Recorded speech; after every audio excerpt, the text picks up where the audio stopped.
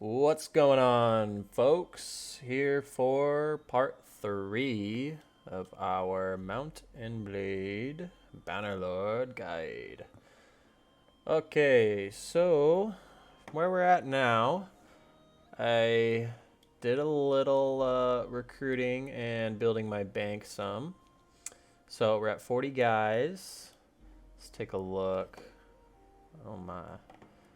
Okay, so as you can see, a lot of our guys are leveled up already.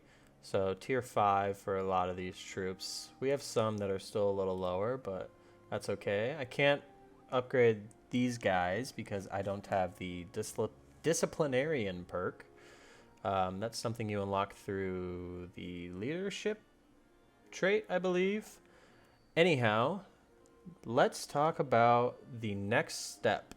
So after you have gone through, built up your guys, kind of made a name for yourself, acquired quite a bit of renown just from doing tournaments, killing bandits, looters, etc. You should be at a point to where you can basically run around the map and not have to worry about being attacked, period. So that's where we're at right now. I'm going to grab some food real quick. Need my guys fed and full. And now we'll think about becoming a vassal or a mercenary. What that means is you find a lord who rules one of these kingdoms here. Any kingdom, it doesn't really matter which one you pick. And if you want to become their mercenary, they will pay you to go around and help them during wars and such. So let's say, for instance, if the Valandians here went to war with the Batanians and you wanted to become a mercenary for the Valandians, if you help the Valandians during war, they will pay you for every Batanian soldier you kill or every time you attack. I can't remember the exact specifics, but in a sense, it'll help supplement your army. If you go down here, you can see how much your party wage costs. So every day it costs me 213 dinar. Obviously, I'm good. I have 10.3 thousand. But the other thing you can do is become a vassal. And what that means is you're pledging yourself to the king of that faction. Whatever it may be, again, it doesn't really matter unless, well, it does matter depending on what route you want to take in this game. So, as you can see here, this entire map of Caladria, we'll call it. Again, I don't know if that's what it's called in this game, but that's what it is in Warband. So if you want to rule this map with your own kingdom, it does not matter who you pledge yourself to or who you become a mercenary for, because that is a means to an end. You're just doing it to supplement your party wage here in order to boost your skills over here and obtain enough money in order to start your own kingdom. However, you can choose any of these factions here to join and win with. So you pledge yourself to King Derthert, whatever it is for the Valandians, and you just fight with them until you wipe out the whole map. Boom, you beat the game. Except you beat it for the Valandians, not yourself. So I like to start my own kingdom, and that's what we're going to talk about here from here on out. So right now we're going to become a vassal. And being that I am already up north, we might as well just go with Sturgia here. In order to find the king, let's see, you go... How do you do this again? I want to say... No, it's not in clans. Basically, you just need to find anybody. So let's go to the keep here. You gotta bribe them to get in. Let's talk to her. Can I click on find any info about her?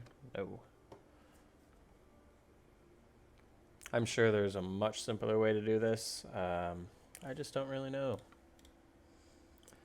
Oh yeah, so part of the main quest, obviously that's something you'll do on your own if you want to complete it or not. You don't really have to. It is a sandbox game. You can play whichever way you like.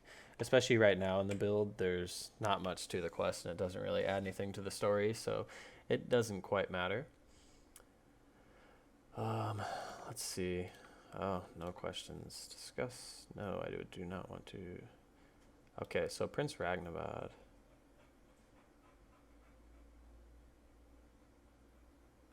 So I need to get my clan to tier 2 in order to become a vassal. But right now I can become a mercenary. So that is what we will do. They will reward me with 80 dinars for every group of enemies that I vanquish. Okay, so I'm assuming that includes looters, bandits, and all the above. So you can count on me. Now, part of my party wage has been supplemented. We are now mercenaries for Sturgia. So let's say I go and kill these looters here.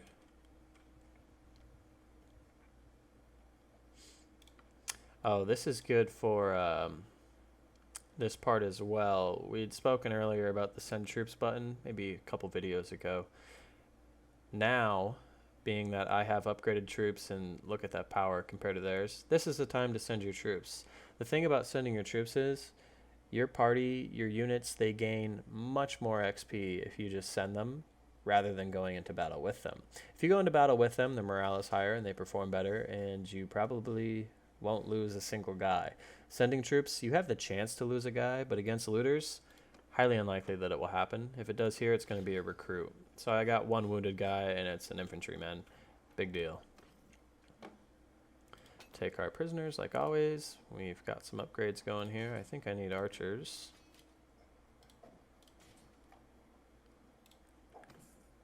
Alright.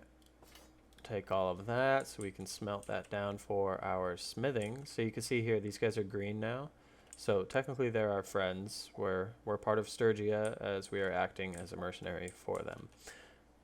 Now we can go into the kingdoms and we can see who all is at war. We're at war with Vlandia right now. So Sturgia and Vlandia are at war. It seems they're nearly evenly matched. So you can see here, this is the strength of each army.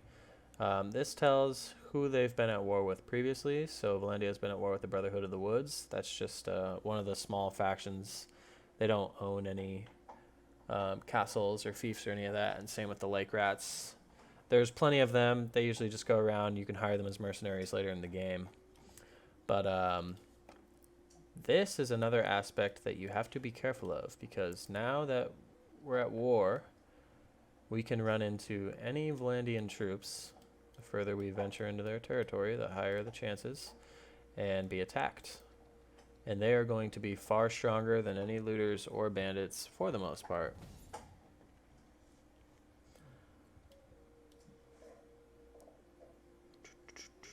Let's go see if we can find somebody. Man, my troops take a long time to be healed. Once you get your medic perk up, or you find yourself some companions, it goes a lot faster. So, I suppose now that we've become a mercenary, and we can't really become a vassal until our clan reaches level 2. Where's that? We're in the clan. Up here. So we're a bit away. So we have 75 renown and we need 150 to get to tier 2. That's a lot of looters to kill. I think you get around 3. Or we can go do tournaments, which give somewhere in the range of 10 plus. Oh, also, since we're mercenaries and we're at war, we can now sack these little villages. You get some resources for it. It's not a ton. It doesn't really make that big of a difference. But one thing also is you get negative relations with the villagers. So definitely something to think about. You don't want to just run around sacking all the villages, especially in the future. Excuse me, if you plan to, let's say, have this castle. I assume these 2 villages are connected with this castle. You don't want your villages hating you and you're the owner of this castle. They're going to perform less for you. The loyalty is going to be less, etc. Yeah, let's use this point right now to talk about companions. I'm not going to run into Vlandian territory because I will get decimated, that's for sure. Let's avoid getting decimated. Nobody likes to be decimated. Okay, so when it comes to companions, just go to a city, check out the tavern, and you can see companions up here if you'd like. It's a quicker route, or you can just visit the tavern and walk around and talk to everybody until you find one. Obviously, this is far easier. Ooh, let's ransom our prisoners. So we'll go and talk to her. She's Dalian the healer. Obviously, she heals our troops. Definitely somebody we want. Oh, about her story. Oh, it was so hard living where I lived, and now I've come down here to make a name for myself, etc. I'm sick of being sick and tired, and I just want to come fight for you with my sword. Sounds like you have a good heart. I do. Do you think you could join your party? Yes, I could use somebody like you. I have debts to pay off. Can you pay them? Sure, why not? There we go. I have established a clan now. That's part of the story quest. I think one of the necessities... Oh, what is this? Oh, it's my brother. Oh, yeah. After you've completed the first portion of the quest, your brother comes and talks to you, says that he found your siblings, blah, blah, blah, blah. And then you have to meet up with the bandit leader from the beginning of the game. Again, the quest line does not matter too much. It really doesn't add anything to the game from what I have seen. So, clan has been established. We've completed that without even trying to. All I care about right now is that we have our healer. Let's have a chat with her and see what her stats are. Oh yeah, that's not how you do this in this one. In Warband, that's how you do it. In this one, you just you go to your character screen and click the button up here. Here are her stats. She's got 80 in healing, which is pretty good. So she'll increase character's healing rate by 10%. Definitely needed. Bonus 10% healing rate increase to the party when mobile. Absolutely needed. Wounded members' party speed penalty decreased by 50%. Wounded members' party speed penalty is decreased by 50%. Okay, so wounded members move 50% faster than they would have before. She's somebody that we want to keep with us at all times. We don't really want to send her off to do her own thing. She will hang out with us. There are things you want to do with your companions. One of which is having them start their own party so they can follow you. We'll talk more about that once I find somebody. He's an engineer, somebody we might want to keep with us. Don't know who you are, just some wanderer. And I don't know who you are. You look like somebody who could run an army. Tell me about yourself. Oh, it was so hard growing up with my uncle. We herded cows, and I got so sick of it that I decided to come here, and because everybody blamed me. Why did they blame you? Because nobody likes me. Well, I could use somebody like you who's not liked. Very well. Can you pay me almost $1,000 so I can go pay all my debts? Because I'm a poor street rat who can't do anything on their own. Okay, so he's in our clan now. Obviously, what I'm about to show you, I'm not going to do it right now. So don't really have the money to support it. It's just something to keep in mind. So go into your clan. Go to your parties here. We're not at the spot where we can. However, once you are at that spot, I believe you have to be clan tier 2. You create a party, and then we can choose this guy who we just recruited to lead this party. And initially, it just starts with them. They don't start with any troops, obviously. So you want to give them some of your good troops. Not too many, just enough to where they have 40% of their party size. The reason for that is this button right here. So this button right here, we're a mercenary, so we can't do it. We need to be a vassal, but we can gather an army. So we use our companion to create a party, give him some guys so he has more than 50% or 40% of his total party size. For example, our total party size, let's just say it's 42. So he needs to have 40%. So what, 21 is 50%. So he needs to have between 16 and 21 in order to be recruited into my army. That helps a huge deal because our actual party cap is 53. So we can only patrol around 53 guys.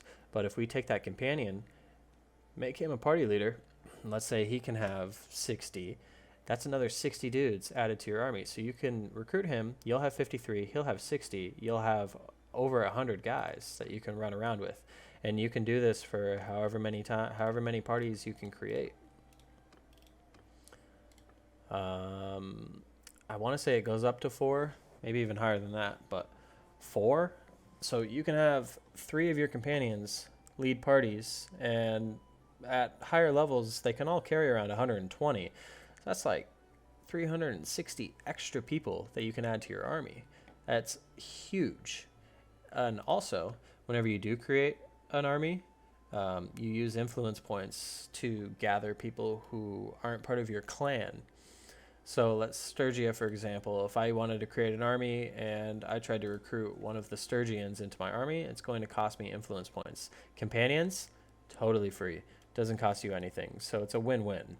The only thing is you have to supply that whole army with food. But later in the game, it doesn't really become an issue. You're going to have so much money, you're not going to know what to do with it.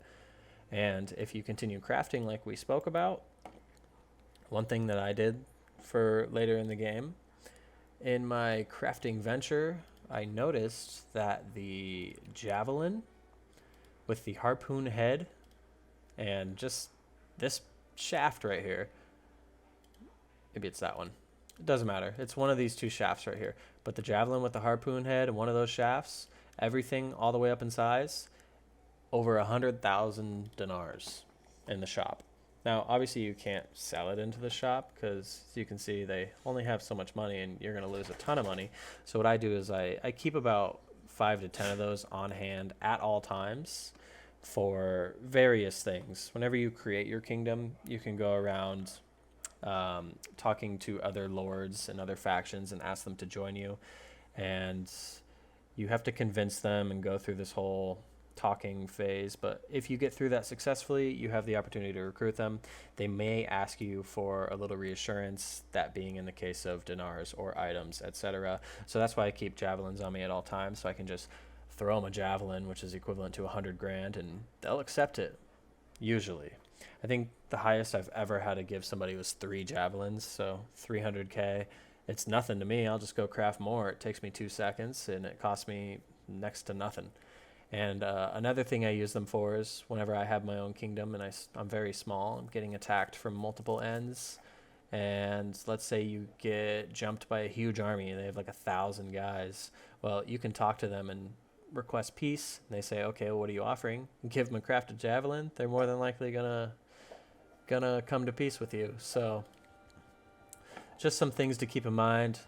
Don't just go crafting weapons just to sell them to the shop, because it's kind of pointless. Use your weapons for more strategic plays. So Ragnavad is gathering an army over here.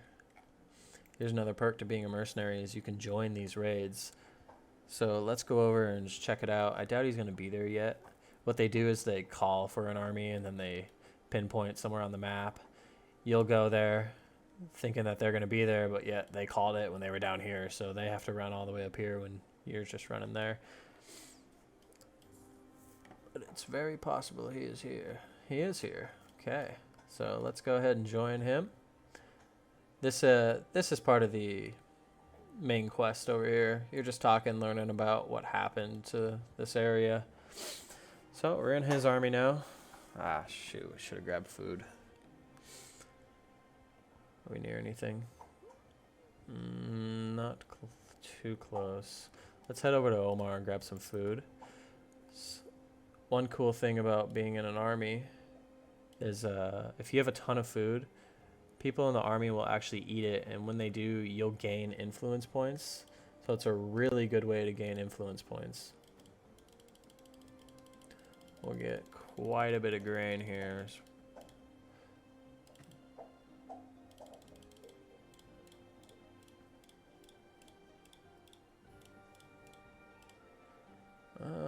We could do a few more.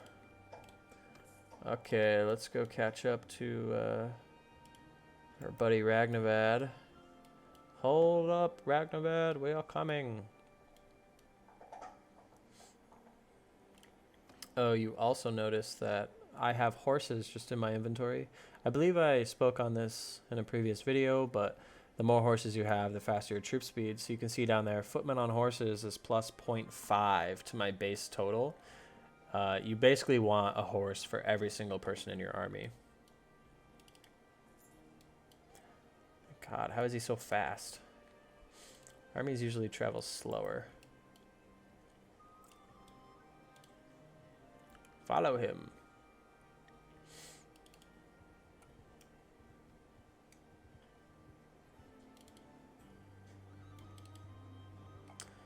Okay, we're gonna join up with Ragnavad.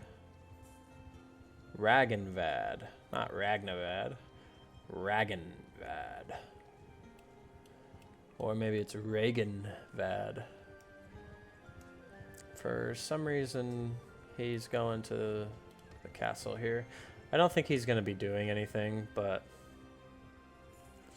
as you can see, we are gaining influence points. We had 4, now we're at 5. Oh, so for our mercenary contract, we're getting -1. So that means the Stygian Lord, Prince Ragnvad, he has a policy in his kingdom which make us lose a point. So all clans whose leader has charm lose 1 influence per day. I'm assuming that's for us. Our charm is low, so we're going to be losing influence, which is not great. Where the hell is charm? There it is. Yeah. Okay, so oof. So this is where things get a little dicey. Obviously, we're way stronger than them, and we should be able to beat them. But I don't believe we're going to be able to control our own troops here. And the AI is not the best at managing an army.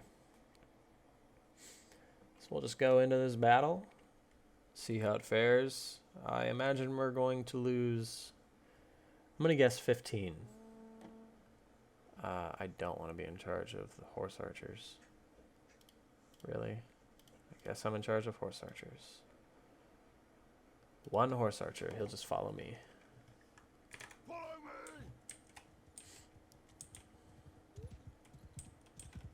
Where are all my guys? I don't think there's any of them in here yet. Oh yeah, there's one. There, your guys are represented by their banners. Duh. Where's my horse archer buddy? There he is. Oh, this guy's actually mine too. Oh, the slow advance. Yeah, we're obviously going to win overall, but I feel like my party in general is going to lose quite a few guys because we're up against an army here. We don't have much to offer.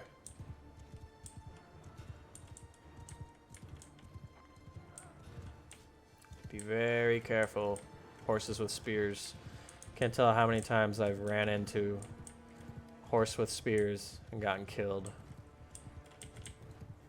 Which is another important thing to think about. When you die in battle, your troops lose morale. The less morale you have, the more likely they are to retreat, the faster they die. It's a little ridiculous if you ask me. I'll be in a battle and I could just be standing on this rock over here and I'll send my troops in and they'll just decimate. They'll be knocking dudes left and right. Up in the top right, it'll just be all green. It'll be waves of green. But then if I die, out of nowhere, it'll just be waves of red. It's a little ridiculous.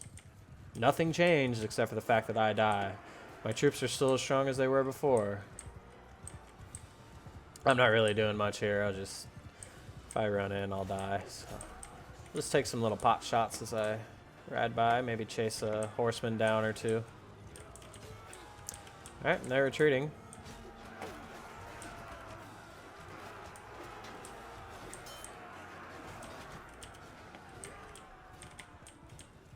I like to chase down the guys that are retreating.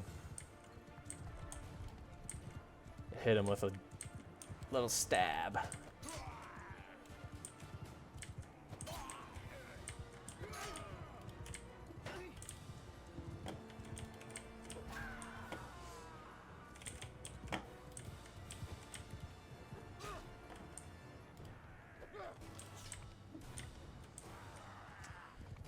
So that was way easier than I thought it was going to be. We didn't lose anybody. 2 wounded, but that's okay. Our healer was wounded. Ha. The irony. Alright, and there we have it. That was that. Oh, this game is so buggy. Aha, I don't think we've met. Well, I am a mercenary for you, so it might be good to know you. Oh, not you, but 9 prisoners. Okay, so here we can talk about another thing to do with our prisoners. Again, I'd mentioned this previously, but you'll take your prisoners, and you'll notice some of these guys, tier 4, they're pretty strong, right? Like, well, I want to have those guys in my army. Guess what? You can. Over time, prisoners will ask to come to your army. They'll want you to recruit them, but you have to hold on to them. So what I do is I'll have literally 150 prisoners. All of them will be tier 4, just ready to be recruited. So when I go to battle and I lose a dude, well, I can just replace him with a prisoner. You can't recruit tier 5s. I don't know if that's a bug, if they plan on changing that later. But as far as I know, you can't recruit tier 5s. And then it's really just pointless to recruit anybody less. Always hold on to the tier 4s. Sell anybody lower or higher. Some good loot. Okay, and that's that. I think that covers becoming a mercenary, I suppose. This was more supposed to be about becoming a vassal, but we're not at the proper clan tier. You get the general idea. Once your clan tier is level 2, you can just pledge yourself as a vassal, and you're basically part of that kingdom. Work with them until you're ready to branch off on your own and do your own thing. So that's where we'll call it for now. Thanks for watching.